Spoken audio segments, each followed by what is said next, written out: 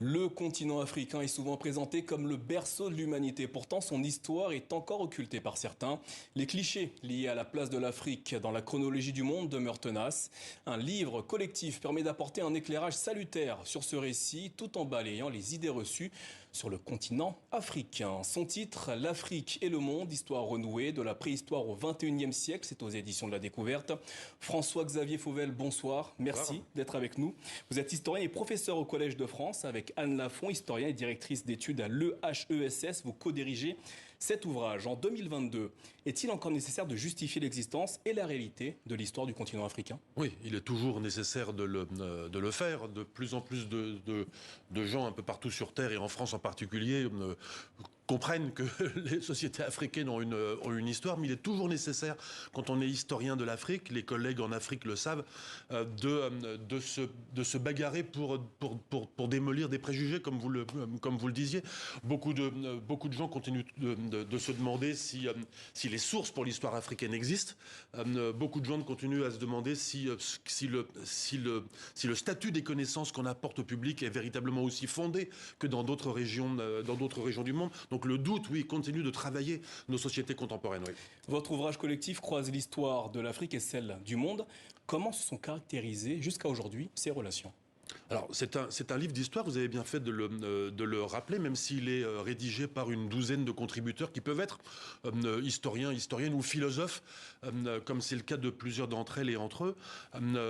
C'est une histoire d'abord de très très longue durée. C'est une histoire, l'histoire que retrace ce livre, c'est l'histoire d'interaction entre l'Afrique et le monde, ou plutôt entre différentes Afriques et différentes autres parties du monde. Une histoire qu'on peut reconstituer depuis des dizaines de milliers d'années, et même depuis la préhistoire la plus lointaine, puisque déjà, vous avez employé le mot de berceau tout à l'heure dans votre présentation. Berceau, l'Afrique a été le berceau de l'humanité, et elle a même été plusieurs fois. L'Afrique a été plusieurs fois le berceau. Le berceau d'un processus qu'on appelle l'hominisation, c'est-à-dire la transformation de primates en humains modernes, et puis a été le berceau des humains modernes, ceux qui ont émergé d'Afrique il y a un peu plus de 100 000 ans. Donc l'Afrique a été plusieurs fois le berceau de l'humanité, et par conséquent, dans la très très très longue durée, celle des dizaines de millénaires, il est possible de reconstituer cette histoire, oui.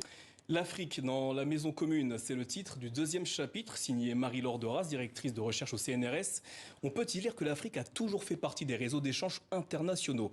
Comment fonctionnait ce système ? Alors, il est nécessaire déjà de rappeler que le christianisme et l'islam sont présents en Afrique depuis très longtemps. Bon. Tout à l'heure, dans votre journal, on mentionnait le djihadisme dans le nord du Bénin. Bon.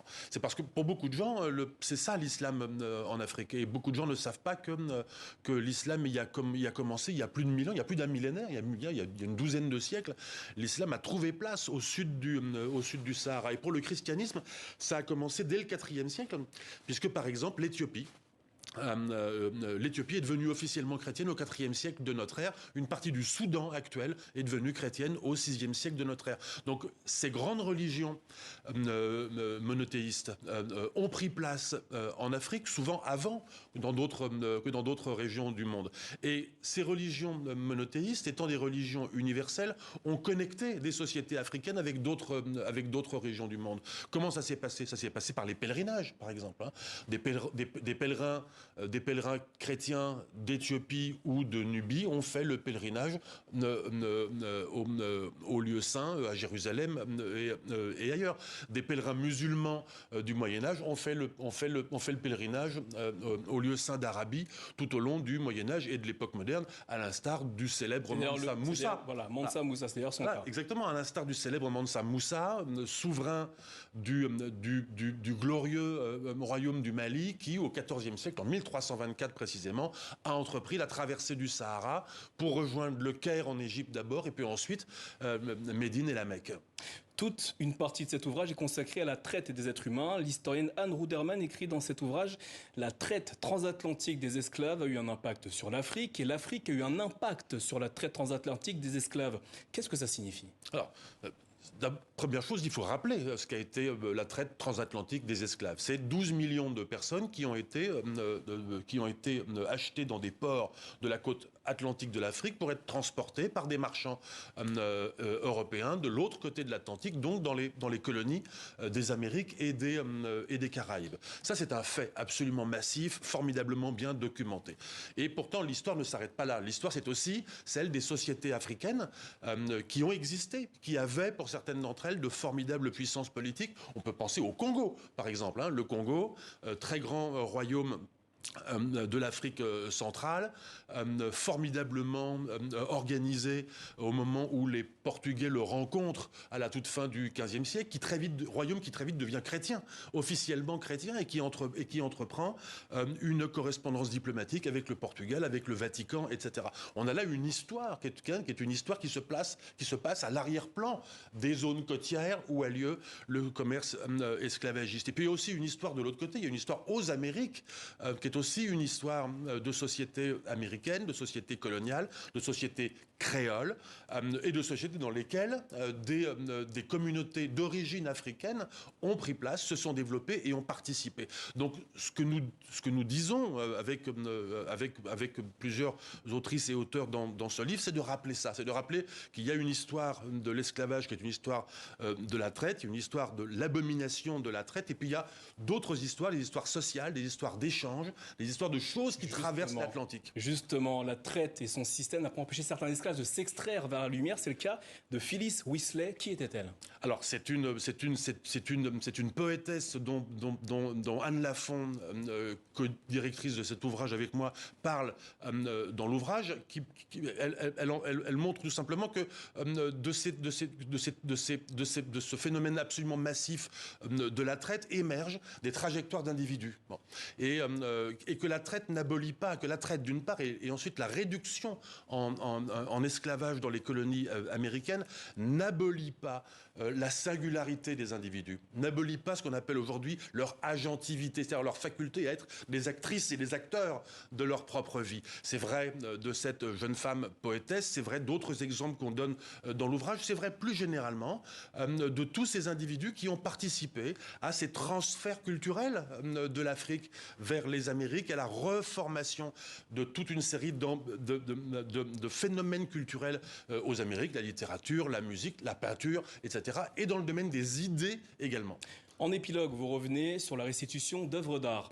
À vos yeux, s'agit-il de réparer d'une certaine façon l'histoire de l'Afrique avec le monde? Alors, ce que nous disons dans cet ouvrage, nous ne prenons pas parti, aucune des historiens de cet ouvrage ne prend parti sur la question des restitutions. Chacun peut avoir des restitutions et des déboulonnages de statues. Personnellement, je n'ai jamais fait mystère dans la presse du fait que j'étais totalement pour des restitutions et des déboulonnages. Mais c'est pas de ça qu'il s'agit. Nous travaillons là en historien dans ce livre et nous expliquons que ce sont des phénomènes qui ont eux-mêmes une histoire. Les mémoires africaines dans le monde ont une histoire. L'occultation des savoirs sur l'Afrique a une histoire dans nos mondes contemporains, et les restitutions ont évidemment une histoire et une actualité. Les restitutions amènent parfois à la question de la réparation. Faut-il une politique réparatrice à l'égard de l'Afrique ? À nouveau, j'ai mon point de vue de citoyen et je vais vous dire oui. Comme historien, je suis obligé de mettre en perspective ce phénomène des réparations en rappelant que dans l'histoire, il y a eu des réparations. Il y a déjà eu des réparations et on prend l'exemple, nous prenons, Anne et moi, dans la conclusion, l'exemple des réparations qui ont été payées par Haïti, la République noire d'Haïti, aux anciens planteurs, aux anciens propriétaires d'esclaves. Voilà donc une époque, le milieu du 19e siècle, où l'on parlait de réparation, mais dans un sens totalement opposé, où l'on parle aujourd'hui. C'est quand même bon de rappeler ces faits. En fin de compte, diriez-vous que l'Afrique a toujours été au centre de l'histoire ? Je dirais que l'Afrique a toujours été partie prenante de l'histoire. C'est ce que nous disons dans le livre de la page 1 à la page 500. L'Afrique a toujours été présente avec les autres sociétés du monde, et ça, et au-delà même du fait que les sociétés africaines ont bien évidemment une histoire multimillénaire, elles ont toujours eu aussi une histoire d'interaction avec les autres sociétés du monde. François-Xavier Fauvel, merci beaucoup d'avoir répondu à nos questions. Votre ouvrage, coécrit entre autres avec Anne Lafond, L'Afrique et le monde, histoire renouée de la préhistoire au XXIe siècle, c'est à retrouver aux éditions de la Découverte. Merci à vous.